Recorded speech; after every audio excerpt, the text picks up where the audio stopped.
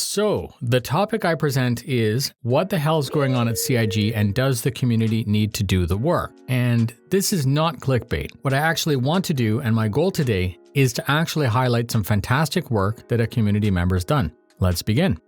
Hello YouTubers, this is the noobifier. I'm going to cut through the regular recap and overview as we're quite aware of all of the roadmap drama lately, and if you don't, I actually have a video linked up for you right now, but let's just assume that everyone knows what's been going on. I'm going to highlight a great piece of work performed by a community member who was just curious about the development timelines and wanted more fidelity, but more on that later.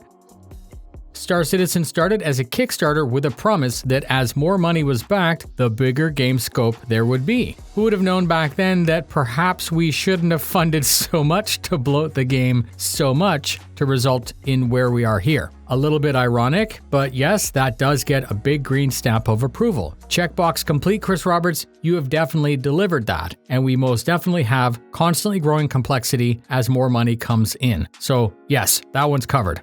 There was also a mention that the company would respect the backers and offer transparency. A little bit vague, but I believe some have assumed that they meant 100% transparency, which it does not state, and that is a problem, because that simple promise was made when the game was simple, but it's not and isn't. So then the actual issue lately is the combination of perceived inactivity, the lack of tangible progress, minimal updates, and now a flat-out reduction in information. I'm going to read for you exactly what was said word for word from the original pledge from Chris Roberts. There may be delays and there may be changes. We recognize that such things are inevitable, and we would be lying to you if we claimed otherwise. But when this happens, we will treat you with the respect you deserve rather than spending your money on public relations. When we need to change your mechanic or alter something that you believe should be in the game, we will tell you exactly why. And the reason I bring that up is that despite all of what's being debated about, nothing is ever as simple as what we might see without a little bit of perspective. And for that extra analysis, you need to reflect from the developer's point of view, which is harder for me because I'm not a developer. So I need to go research.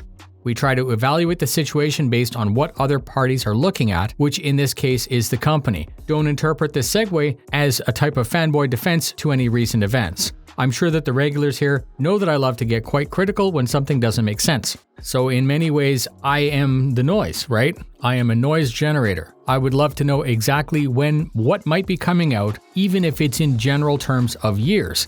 Is Squadron 42 ready to release? Is it coming out in December? Would it need more time? Perhaps 2 years? And if so, why is there such a delta between 2016 and 2024? Is it really that entitled to expect to know why? Who made the original prediction that it would come out in 2016? What's changed and why can't we know? Perhaps CIG doesn't even know. But they must know, right? I mean, they're the ones building the game. They should have a good estimate. But that seems to be the issue. Either they don't know, which is really bad, or they're fed up with telling us because each time they do tell us, the date comes and goes and there's a bit of a shitstorm of drama and bad press. That noise that we're talking about. Do I think the correct answer is to never say anything again? No, I would actually prefer that there's even more information, but that's me. We get back to that issue that this is based on my perspective and not theirs. I'm not a developer. I'm not the expert. So we can think about the reasons, and they're pretty clear. The community is so large and made up of so many types of backers who each want something different. Some are just happy, some are really loud and demanding, and I think we all can agree that nothing CIG ever does is ever fully correct. They seem to think that the noise comes from the tracker, which erupts 8 times per year, 4 times per year, with a flow of videos titled, "What I'm Most Excited About in Patch XXX," and then 4 more times a little while later with a flow of videos titled,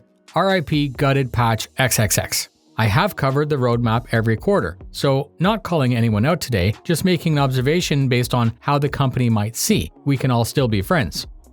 Now, I was shown an engineering solution to a public relations problem created by an org member by the name of Shiny Hobo, or Shiny for short. He had published this to Reddit and it got some good traction. I quite like his ability to see information in a vacuum and fill in holes using the skill he has. As Jake said, the information is out there on that progress tracker. There's a lot of it and it lacks analytical tools. So by directly pulling the data from their available API, running change detection on the data, he is able to see the differences. And because of that, we are more easily able to visualize what's going on. As I looked at the work he had done, the first thing I said was, wow, this is fantastic. And of course, the second thing I said was, why isn't or why didn't CIG offer this level of analytics? And that's quite obvious based on the noise that we spoke about at the first half of the video. Why would CIG offer even more ways for us to get frustrated and noisy?